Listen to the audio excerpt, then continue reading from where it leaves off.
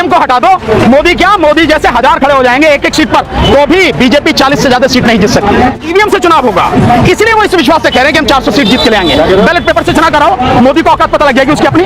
और अगर ये जीत के आगे 2024 में ईवीएम से, तो 2024 में जीत के आने के बाद इस देश में उसके बाद कोई इलेक्शन नहीं होगा। इस देश का संविधान खत्म होगा, मनुस्मृति पर आधारित संविधान होगा, और उसमें लोकतंत्र की बात नहीं, राजतंत्र स्थापित होगा। मोदी अपने आप को राजा घोषित करेगा। सिंबल जो रखा गया वो राजतंत्र की निशानी है। लोकतंत्र के मंदिर में, संसद में राजतंत्र की निशानी की क्या जरूरत? इस देश की अदालत है ना, ये देख रहे हो सामने अदालत ही ना, ये अदालतें, ये जजों के जो सारी ताकत है वो खत्म हो जाएगी, अदालतें बंद हो जाएंगी। अदालतों से लोकतंत्र में चलती हैं अदालतें। तो जब थानों से चलेगा तो जजों की क्या जरूरत है, अदालतों की क्या जरूरत है? और ये काले कोट पहने वकील घूमते हैं, इनकी क्या जरूरत है? अब तो रिपोर्ट आ रही है, अब तो आपने देखा होगा, जबरदस्त रिपोर्ट आई, खुलासा हुआ कि किस तरह से मोदी ने धोखा दिया लोगों को। तो ये छटे हुए बेईमान, छटे हुए भ्रष्ट, निकम्मे और धोखेबाज लोग हैं, झूठे लोग हैं, और मोदी सबका मास्टर हेड है।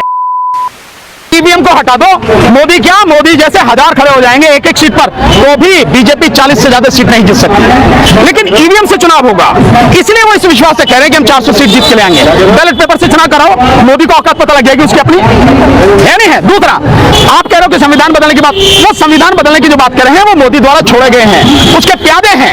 वो माहौल को देखना चाह रहे हैं कि माहौल इससे कैसा होता, कितना विरोध होता है, क्या चीजें होती हैं, उसके छोड़े हुए लोग हैं।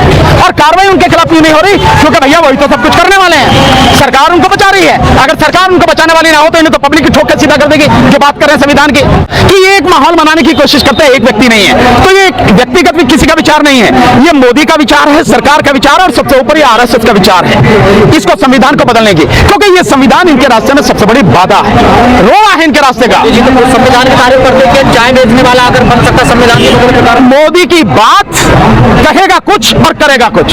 धरती पर उससे झूठा व्यक्ति आज तक नहीं है, धरती पर।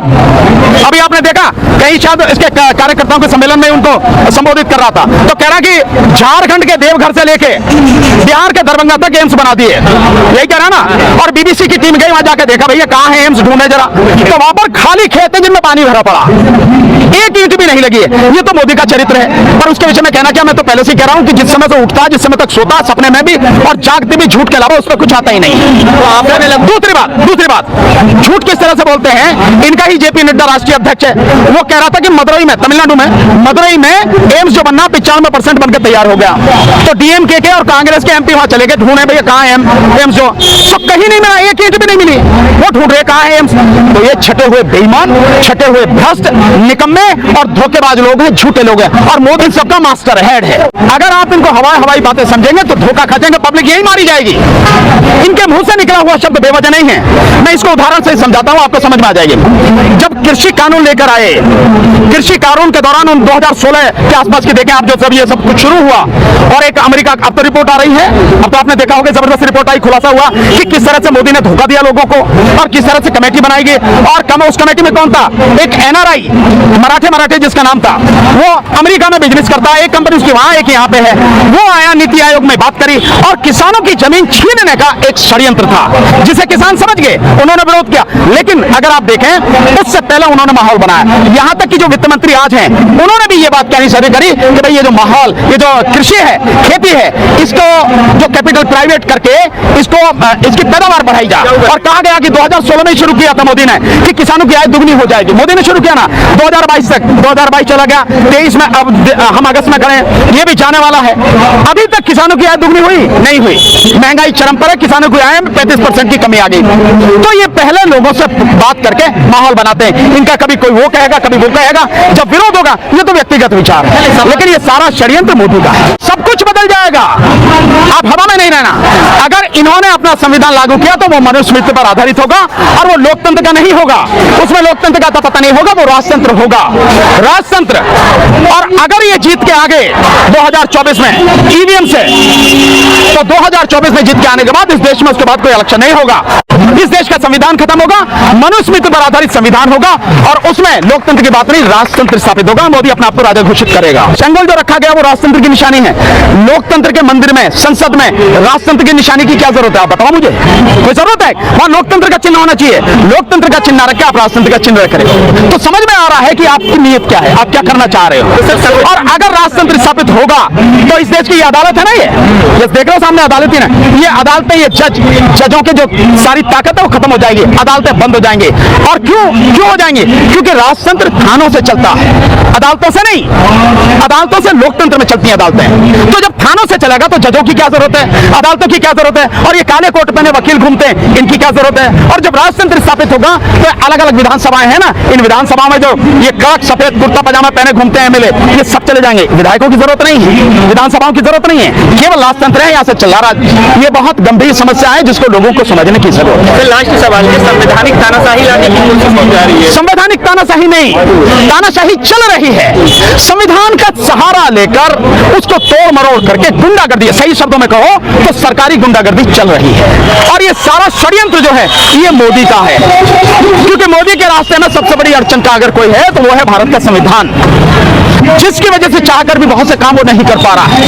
हिंदू राष्ट्र की स्थापना के लिए जो वो करना चाहता है, जिस तरह का माहौल यहाँ बनाना चाहता है, उसके रास्ते में ये संविधान आड़े आता है। इसलिए इस संविधान को खत्म करने की बात चल रही है। और ये जिसकी बात आप कर रहे हो देवव्रत राव जो है, ये आज नहीं करा, इसने 1 साल पहले भी जून के महीने में पिछले साल 2022 में भी बात कही थी। अब तो बाकायदा इसने लेख लिखा है, कहा तो उसने पहले भी था, अब तो लेख लिखा है। दूसरी बात, केवल ये बात नहीं है, आप ये भी देखें कि 12 अगस्त 2022 का इलाहाबाद यानी प्रयागराज से छपने वाला जो दैनिक भास्कर है, उसमें बाकायदा जो संविधान ये बनाने की बात करें उसके 60 पेज का मसौदा उन्होंने बताया कि हमने 60 पेज तैयार कर लिया, और मुख्य बातें उस अखबार के फ्रंट पेज पर छपी थी, जिसमें कहा गया था कि जो संविधान होगा मनुस्मृति पर आधारित होगा।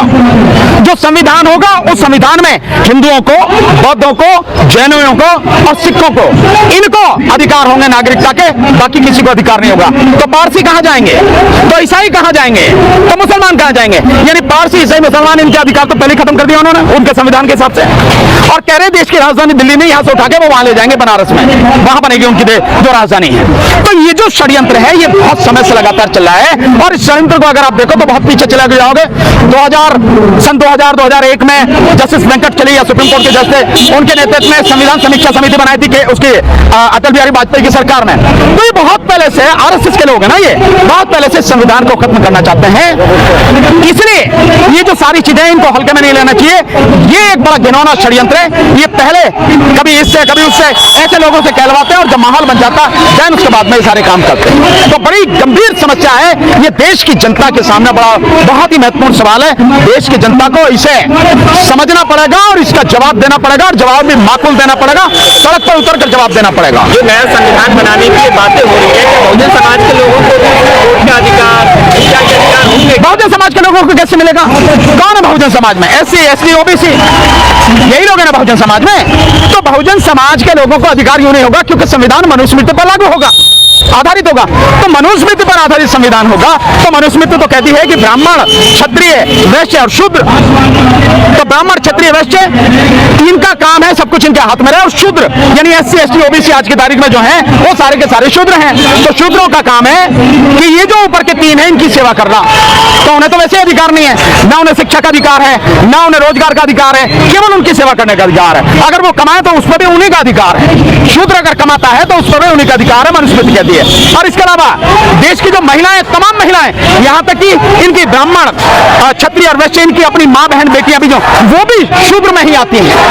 ये स्थिति है, यानी देश की आधी आबादी महिलाओं के सीधे सीधे शूद्र, और बाकी इसके अलावा SC, ST, OBC वो भी शूद्र, और मनुस्मृति में इनको कोई अधिकार नहीं है। तो इन्होंने साफ कर दिया, लोगों को जो जानते हैं उन्हें पता है कि इसका मतलब क्या है, जो नहीं जानते वो बेचारे धोखे में रह जाएंगे। तो जानना सीधा ये है कि मुसलमानों के, ईसाइयों के और उनके पारसियों के, उनके अधिकार तो सीधे सीधे कह के खत्म कर रहे हैं, और बाकी रहे शूद्र इनके, इन सब के SC, ST, OBC के जो अधिकार हैं वो इसलिए खत्म हो जाएंगे क्योंकि मनुस्मृति पर आधारित संविधान होगा, तो अधिकार बचेगा नहीं किसी का। और इस पूरे मामले से सरकार ने अपने आप को अलग कर लिया कि इनका निजी है ये जो भी।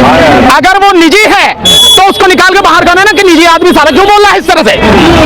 निजी आदमी देश के संविधान के विषय में कैसे बोला? और वो निजी नहीं हो सकता। वो देश के प्रधानमंत्री की आर्थिक सलाहकार समिति का अध्यक्ष, निजी कैसे हो गया वो? तो सरकार क्यों अलग कर रही है? सरकार इसलिए अलग कर रही है कि विरोध होने लगा, सरकार को समझ में आ गया कि विरोध हो रहा है, और विरोध तो अभी होगा। हम लोग बाकायदा प्रेस कॉन्फ्रेंस करके, हम सारे साथी प्रेस कॉन्फ्रेंस करके जंतर मंतर पर मोदी का पुतला फूकेंगे। अभी ये सारी चीजें होंगी, ये सब कुछ होगा, तो विरोध तो अब होगा शुरू। जो सोच रही है सरकार की अलग कर लेगी, अलग नहीं करना है। अलग अगर आप कर रहे हैं तो ऐसे लोगों को निकाल के बाहर करो। आपने बाहर नहीं किया, आपकी टीम में है वो आदमी, आप उसके मुंह से कहलवा रहे हो। आप सरकार क्या समझ रही है? मूर्ख हम लोग।